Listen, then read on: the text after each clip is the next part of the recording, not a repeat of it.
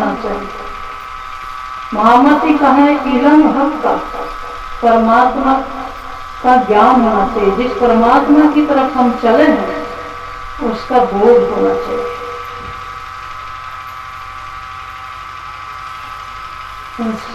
इश्क, इश्क माने प्रेम। शुक्र गरीबी सलक, उनका शुक्र अदा करें। जब प्रेम होगा ना परमात्मा से, उसको संसार तुच्छ प्रतीत होगा। जिसका वास्तविक प्रेम परमात्मा से होगा उसको संसार में कुछ नहीं दिखाई देगा। महाप्रभु श्री प्राणनाथ जी ने अपनी प्रार्थना वाणी में पुन्नु और शशि का दृष्टांत दिया, नायक नायिका हुए। और लैला मजनू का भी ज्वलंत उदाहरण है सबकी दृष्टि में कि संसार के लोगों का आपस में इतना घनिष्ठ प्रेम है जिससे वो प्रेम करते हैं और उसकी दृष्टि में दूसरा कुछ भी नहीं दिखाई देता। तो हमारा उससे अधिक प्रेम परमात्मा के प्रति होना चाहिए। पुन्नु और शशि नाम के नायक नायिका थे। तो जब शशि का प्रेम पुन्नु से हुआ तो घर वालों को मालूम हुआ, उन्होंने पुन्नु को भगा दिया। अब शशि और उसके विरह में खोज रही है पुन्नु और कह रही है कि पुन्नु की बधाई में देव कोट सिर उतार। जब पुन्नु इस रास्ते से गया है उधर उसके जाने का रास्ता मुझे बता दे तो मैं उसके चरणों में करोड़ों सिर उतार कर निछावर कर दूं। बताइए, संसार में जो कुछ प्रेम है, प्रेमी प्रेमिका है, इतना उच्च प्रेम होता है उनका, तो हमारे तो असली परमात्मा है और वो परम धाम में इश्क भी है। वो इश्क, वो प्रेम ही प्रेम है वो परमात्मा। तो उससे यहाँ संसार के लोगों के प्रेम से ज्यादा प्रेम हमारा परमात्मा से होना चाहिए। तो प्रेम जिसके प्रति होता है वो प्रेमी ही दिखाई देता है, प्रेमी को प्रेमी का ही दिखाई देती है। दूसरे की बात न उसे सुनने में पसंद आता, न अपने कहने में पसंद आता। नारायण हरि लगन में सो मैंने काहू की कही कहे न अपनी बात। नारायण हरि लगन में मगन रहे दिन रात। तो जैसे संसार के लोगों का कुछ प्रेम इतना उच्च श्रेणी का होता है, उसी तरह से हमारा भी प्रेम परमात्मा के प्रति वैसा ही। न तो किसी की बात वो सुनता है जिसका प्रेम परमात्मा से है, न उसको किसी की बात सुनने का अवकाश है और न अपनी बात कहने का भी अवकाश है। बस परमात्मा के लगन में रात दिन मगन रहता है, उन्हीं के विचारों में खोया रहता है। भजन चिंतन स्मरण आदि जो भी विचार भी करता है तो उन्हीं के विषय में, दुनियादारी की बात नहीं सोचता है, ना करता है। तो वो है इश्क। ज्ञान के साथ हमारे हृदय में इश्क प्रेम भी परमात्मा के प्रति ऐसा होना चाहिए, इस परमात्मा के सिवाय हमें कुछ भी अच्छा न लगे। व्यवहार सबसे रखना है लेकिन बेकार की बात न कहे न सुने। 24 घंटे परमात्मा के विषय में सोचे, उन्हीं की प्रसन्नता का क्रम अपनाए। पूजा पाठ ध्यान चिंतन आदि सब कुछ उन्हीं के लिए, वो है इश्क। शुक्र गरीबी सुबह, शुक्र माने आभार व्यक्त करना, शुक्र अदा करना। परमात्मा ने हमें इतना कुछ दिया है जिसके लायक हम नहीं थे, उससे ज्यादा हमको मिला है परमात्मा की तरफ से। तो उनका आभार व्यक्त करना, शुक्र अदा करना। छोटी छोटी बातों में भगवान का भजन करते हैं, इतनी दुख विपत्ति आ रही है, भगवान का भजन करते हैं, हमें तो कोई लाभ ही नहीं मिल रहा है। धन भी नहीं मिल रहा है। संसार के कुछ विषयों की आकांक्षा करते हुए उन इच्छाओं को पूरी कराने के लिए भगवान को उल्हाना देना, उनसे अपने विश्वास को तोड़ देना, ये भक्त का लक्षण नहीं, ये प्रेम नहीं कहलाता। परमात्मा ने बहुत कुछ दिया है। सबसे पहला कि मानव शरीर परमात्मा ने दिया। कुत्ता बिल्ली गधे घोड़े के शरीर में हम रहते तो आज ही सौभाग्य मिलता, कथा सत्संग सुनने का, पूजा पाठ करने का, परमात्मा से मिलने का ये अवसर मिलता। तो कितना बड़ा उनका एहसान है हमारे ऊपर कि मानव शरीर उन्होंने दिया। और दूसरा एहसान उनका ये रखना है कि हमें भरत खंड में जन्म मिला। भरत खंड के अतिरिक्त अन्य खंडों में जन्म मिलता तो ये बुद्धि विवेक यहाँ नहीं मिलता, वहां नहीं मिलता, न वहाँ भक्ति करने का अवसर मिलता और न पूजा पाठ आदि करने का। ये भरत खंड में ही सुलभ हुआ। राखा पानी घोड़े साधो पानी पदार्थ छाड़ उत्तम मान को खंड भरत में श्रेष्ठ पुलिस होता। ये चार पदार्थ जो दिए हैं ये बहुत बड़े पदार्थ मिले हैं हमको परमात्मा की तरफ से, इसलिए उनका शुक्र अदा करना, उनका आभार व्यक्त करना। भरत खंड में जन्म लेना और भरत खंड में भी कुत्ते बिल्ली गधे घोड़े आदि के रूप में जन्म नहीं मिला, मानव शरीर मिला। ये दूसरा एहसान आभार परमात्मा। और तीसरा है 28वें कलयुग के अंत में जन्म लेना। वैवस्वत मनवंतर के 28वें कलयुग के अंत में जन्म मिला। और चौथा है सतगुरु के द्वारा कृष्ण भक्ति। कृष्ण भक्ति में हमें प्रवेश मिला। तो ये चार पदार्थ जिसे प्राप्त नहीं है वो आज भी इधर उधर भटक रहे हैं और चाहते हुए भी नहीं हो इस अवसर को प्राप्त कर रहे हैं। तो हमें कितना सुंदर अवसर दिया है परमात्मा ने, कितना बड़ा आभार किया। तो उनका शुक्र अदा करना, आभार व्यक्त कर और सबर।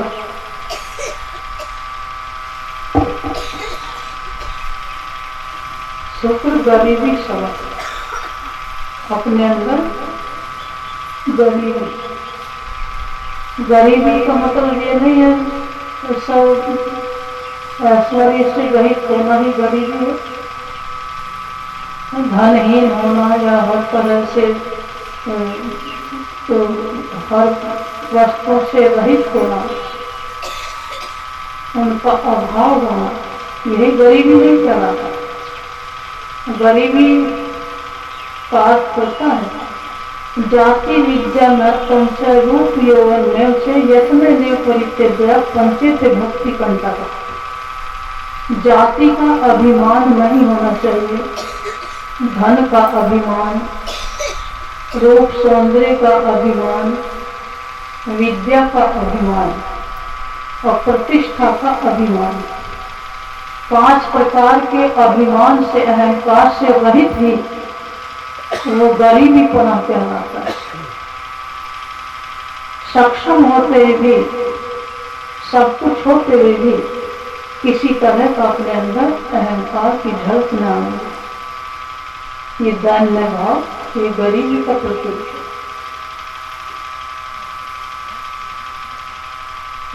गरीबी सबर, सबर माने सबर रखना, संतोष रखना। दूसरों से अपनी तुलना न करो, अपनी तुलना दूसरों से न करो। अपना जो लक्ष्य है उसको अपना कर चलो, जो कर्तव्य है उसको अपना। और परमात्मा जिस हाल में भी रखे उसमें संतुष्ट रहो, संतोष। उसने हमें इतना कष्ट दिया, उसने ऐसा किया, उससे बदले की भावना भी न रखो। कोई देख पसारा तुमको, तुम बुला चाहिए तुम। कोई दूसरा कष्ट देता है, कितना भी दुखी करता है, दुख देता है, लेकिन उसका भी तुम भला चाहो, बदले की भावना न रखो। तो ये 5 बातें हम अपने जीवन में अपनाएंगे, तभी हम परमात्मा के प्रिय बन सकेंगे, तभी उनके प्रेम हमारे हृदय में आएगा।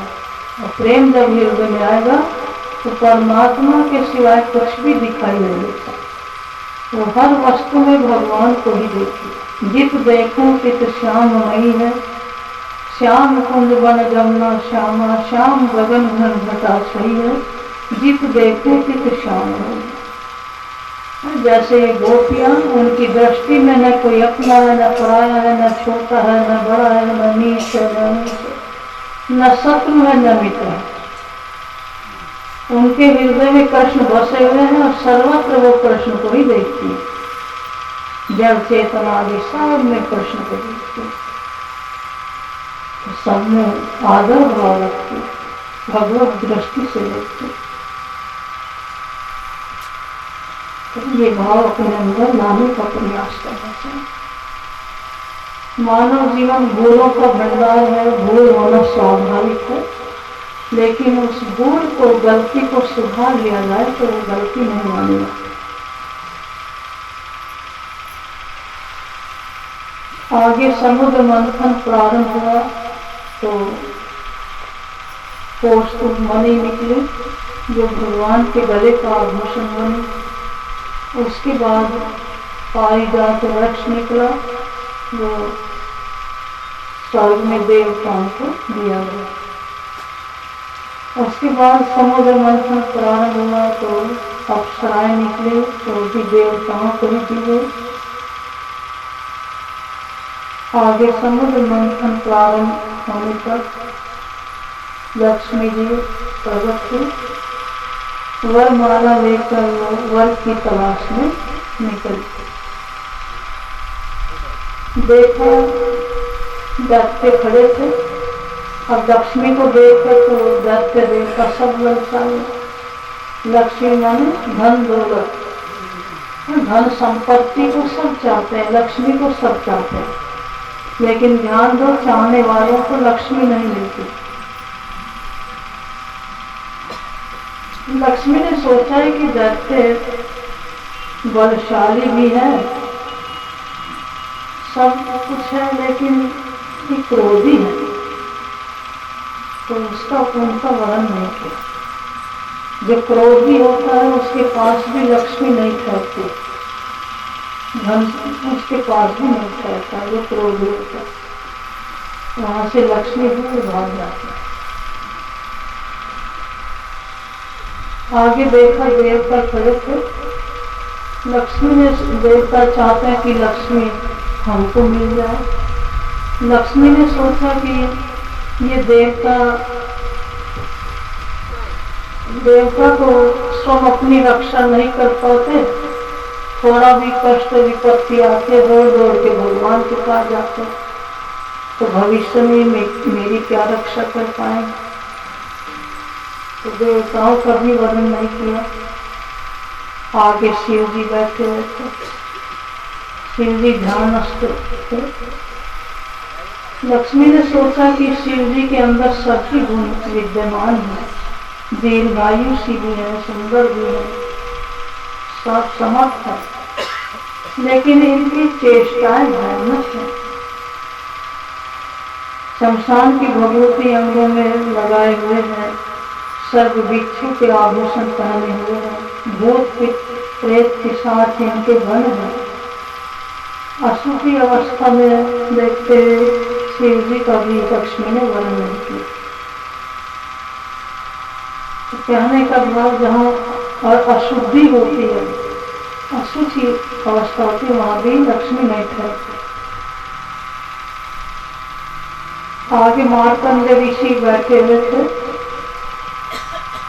मार्कंडे ऋषि को देखकर लक्ष्मी सोचने लगी कि मार्कंडेय ऋषि सुंदर भी है, आयु भी लंबी है और सभी गुण है, लेकिन ये तो मेरी तरफ देखते तक नहीं। मार्कंडेय ऋषि बोले कि जब तक भगवान आपको नहीं अपनाएंगे मैं तुम्हें नहीं देखूंगा। तो संत महापुरुष जो होते हैं वो तो परमात्मा को ही देखते हैं, और भगवान को पकड़ लो तो लक्ष्मी अपने आप हाथ में आ जाती, भगवान के पीछे पीछे लक्ष्मी। तो संत महात्मा भगवान को ही प्रधानता देते हैं, परमात्मा के पीछे पड़ते हैं, और धन संपत्ति तो उनके साथ है ही। आगे भगवान कृष्ण लेते हुए थे, तो लक्ष्मी ने सोचा कौन विलासी पुरुष पड़ा हुआ है, देखो मुझे मेरे आने पर तो सभी मुझे प्राप्त करने के लिए लालयित है और ये सोया पड़ा। तो लक्ष्मी ने जैसे ही दुपट्टा उतारा तो विष्णु भगवान झट से उठकर बैठे और लक्ष्मी ने उनके गले में वरमाला पहनाई। वरमाला गले में पड़ते ही विष्णु भगवान ने चारों ओर दृष्टि घुमाकर देखा। चारों ओर दृष्टि घुमाने का तात्पर्य यह है कि जब अपने पास धन आए तो उसका उपयोग केवल अपने ही लिए नहीं करना चाहिए, उसका उपयोग चारों ओर करना चाहिए। परमात्मा में भी उस लक्ष्मी को धन को लगाना चाहिए और दीन दुखियों की भी सेवा में लगाए, अपने भी उपयोग में ले। जिसको जिस वस्तु की आवश्यकता है उस धन के द्वारा वस्तु देकर उसकी पूर्ति करे, तब वो धन सार्थक होता है। आगे समुद्र मंथन प्रारंभ हुआ। धन्वंतरी अमृत का कलश लेकर प्रकट हुए। बोलो कृष्ण कन्हैया लाल की जय। अमृत का कलश जब लेकर प्रकट हुए धन्वंतरी, तो एक दैत्य ने झट से उनके हाथ से अमृत का कलश छीन लिया और उसके हाथ से दूसरे दैत्य छीनने लगे। मैं पहले पीऊंगा, मैं पहले पीऊंगा, इस तरह से आपस में लड़ने लगे। इधर लड़ झगड़ रहे हैं अमृत को लेकर। तो लड़ने झगड़ने वालों को भी आनंद रूपी अमृत नहीं मिलता। जो हमेशा लड़ते झगड़ते रहते हैं उन्हें आनंद मिलता है, सुख मिलता है उन्हें, और वो आनंद अमृत का ही प्रतीक है। इधर देवता घबराए, भगवान की शरण में बोले कि प्रभु क्या करना चाहिए। अमृत तो प्रकट हुआ था लेकिन वो दैत्यों के हाथ में चला गया। कि चिंता न करो, यहाँ युक्ति से काम लेना करो। तो भगवान ने मोहिनी का रूप धारण किया, दैत्य देवताओं के बीच में प्रकट हुआ। जिसके हाथ में अमृत का कलश था वो भगवान के मोहिनी स्वरूप को देखकर विमोहित हो गया और उनके पास आकर बोला कि देवी आप कौन है, कहाँ से आई हो, कहाँ जा रही हो। तो बोली कि मेरा कोई निश्चित ठिकाना नहीं, मुझे तो जो भी बुलाता वहीं चले जाता। अच्छा क्या हमारे घर भी आओगे? कि हाँ चले आएंगे। अच्छा लो ये अमृत का कलश लीजिए और आप वितरण करना, हम पान करेंगे। मोहिनी देवी बोली कि आज अमृत के बांटने का शुभ मुहूर्त नहीं, इसका मुहूर्त निकाला जाएगा और कल का दिन अच्छा रहेगा। दैत्य देवता दोनों मिलकर बैठना, क्योंकि देवताओं ने भी तो इसमें भाग लिया है ना। दैत्य बोले कि हाँ, तो एक पंक्ति में आप बैठ जाना, एक में देवता बैठ जाएंगे और हम अमृत वितरण करेंगे। दूसरे दिन दैत्य देवता अमृत पान करने की इच्छा से अलग अलग पंक्ति लगाकर बैठे। मोहिनी देवी अमृत का कलश लेकर प्रकट हुई। दैत्यों के सामने 2-4 बूंदे अमृत की टपकाते हुए बोले कि अरे दैत्यों, इस कलश में ऊपर का अमृत फीका है, तो ऊपर का फीका फीका अमृत हम देवताओं को पिला देते हैं, नीचे का गाढ़ा अमृत हम पान करना।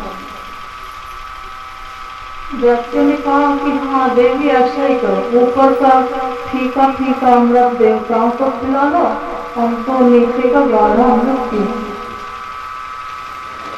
उन मूर्खों की बुद्धि खराब हो गई थी। उन्हें ये नहीं पता कि एक ही कलश में भेद कैसे हो सकता। एक तो भगवान के मोहिनी स्वरूप को देखकर विमोहित हो ही रहे थे, और भगवान की वाणी चतुराई से भी वो विमोहित हो गए। मोहिनी देवी ने सभी देवताओं को अमृत पान कराया। जब चंद्र और सूर्य को अमृत बांटा जा रहा था, तो राहु नाम का एक दैत्य था। उसने सोचा कि हमारे साथ कोई छल तो नहीं हो रहा है, और मैं यहाँ शोर मचाऊंगा तो मुझे भी अमृत नहीं मिलेगा। तो उसने क्या किया, दैत्यों की पंक्ति से उठकर देवताओं की पंक्ति में चुपचाप आ गया। और कहाँ बैठा है, चंद्र और सूर्य के बीच में। भगवान सब कुछ जान भी रहे थे कि दैत्य।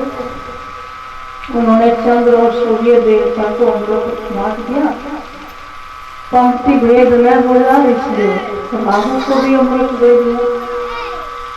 तुरंत चंद्र और सूर्य बोले कि प्रभु, ये तो दैत्य है। दैत्य का नाम सुनते ही भगवान ने अपने सुदर्शन चक्र के द्वारा उसका शिरोच्छेदन करना। लेकिन अभी अमृत कंठ तक ही पहुंचा, कंठ से नहीं नीचे उतरा था, तो वो कंठ तक तो ऊपर का हिस्सा उसका आज भी थमा है। चंद्र मन के देवता है और सूर्य बुद्धि के देवता है। राहु ये विषय, कहने का भाव ये है कि जब मन और बुद्धि एकाग्र होकर परमात्मा का ध्यान करते हैं, मनुष्य स्थिर आसन से बैठकर मन और बुद्धि को परमात्मा के ध्यान में स्थिर करता है, और उधर से आनंद रूपी अमृत उसको मिलने लगता है, तो उस समय राहु रूपी विषय वहाँ आ भागता है। तो चंद्र सूर्य मन और बुद्धि को भगवान से हटा देता है, विचलित कर देता है। संसार के विषय ही राहु। देवताओं ने अमृत पान किया। अमृत पान करते ही देवताओं का बड़ा और क्षीर समुद्र के तट पर ही दैत्य देवताओं का घोर संग्राम छिड़ गया, जिसमें दैत्यों की पराजय और देवताओं की विजय। देवताओं की विजय तो हो गई, लेकिन दुर्वासा ऋषि का जो शाप लगा है उससे वो भी दर्द नहीं हो रहे, शाप से मुक्त नहीं। इधर दैत्यों ने भ्रहुवंशी ब्राह्मणों की, ऋषि मुनियों की सेवा करके अपने बल को बढ़ाया।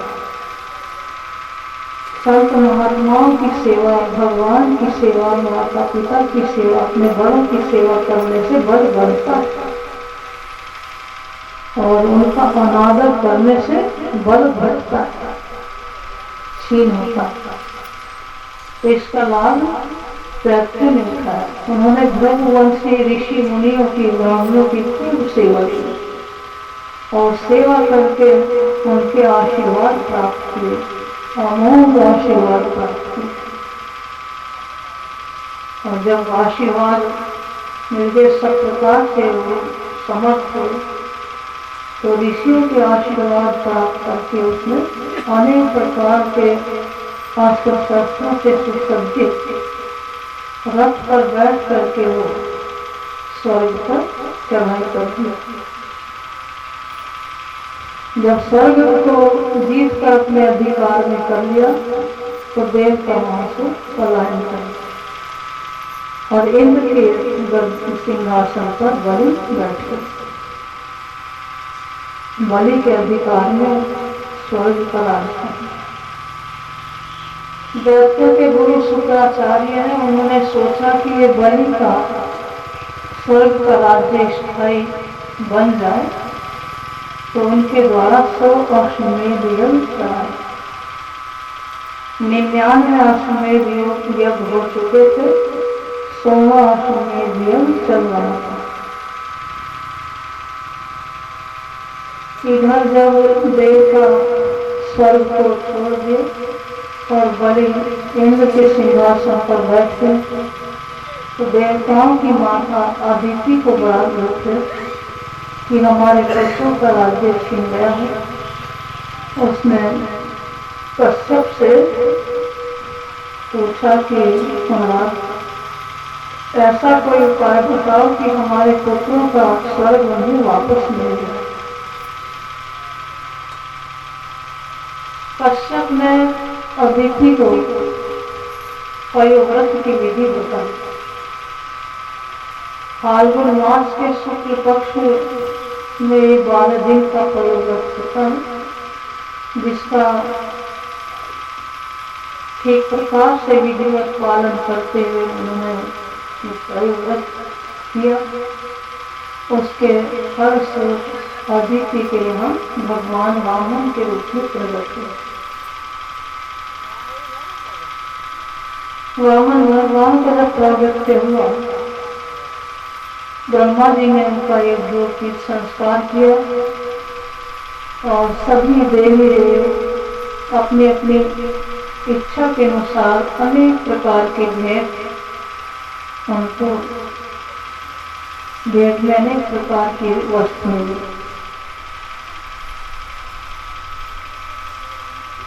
बृहस्पति जी ने भिक्षा पात्र दिया और बोले कि जाओ भिक्षा मांग करना। भिक्षा लेने के लिए चल गए गुरु जी की आज्ञा से वामन। तो प्यालास्त्री में गए, पार्वती ने भिक्षा में कुछ लड्डू दे दिए, लेकर गुरु जी के पास आ गए। बृहस्पति बोले कि भिक्षा बहुत कम लाएगा, किसी बड़े यजमान के पास जाते तो बहुत ज्यादा भिक्षा मिलती। तो वामन बोले कि किसी बड़े यजमान को आप बता दीजिए कहाँ से ज्यादा भिक्षा मिलेगी। तो बोले नर्मदा नदी के तट पर बलि अश्वमेध यज्ञ कर रहे हैं, उनके पास जाओगे तो बहुत कुछ मिलेगा। गुरु जी के आदेश से वामन नर्मदा नदी के तट की ओर चलते हैं। छोटे से बटुक है वामन, हाथ में कमंडल है, छत्र धारण किए हुए, माला पहने हुए, बहुत सुंदर लग रहे हैं। इतना तेज प्रकाश फैल रहा है कि जैसे साक्षात सूर्य ही पृथ्वी पर चले आए। और जैसे ही बलि के यज्ञ मंडप में पधारते हैं तो उनके प्रकाश से पूरा यज्ञ मंडप प्रकाशित हो उठता है। जितने भी यज्ञ करने वाले यज्ञ करता होता ब्राह्मण आदि थे, सब अपने अपने आसन से उठकर उनका अभ्युत्थान करते और सोच रहे कि सूर्य भगवान तो साक्षात पृथ्वी पर नहीं आ गया है। बलि भी अपने आसन से उठकर अपनी पत्नी विंध्यावली के सहित उनको प्रणाम करते हैं और शुभ आसन उनको बैठने के लिए देते हैं। चरण प्रक्षालन करने के लिए जल लेकर आए। भगवान का चरण प्रक्षालन करते हैं, फिर शुभासन पर बैठते हैं और हाथ जोड़कर बोले कि आप जैसे इतने तेजस्वी ऋषि कुमार आपसे पहले कभी देखने में नहीं आए। आपने हमारी यज्ञशाला में पधार कर यज्ञ मंडप की शोभा को बढ़ाया है। आपको मुझे कुछ देने की इच्छा हो रही है।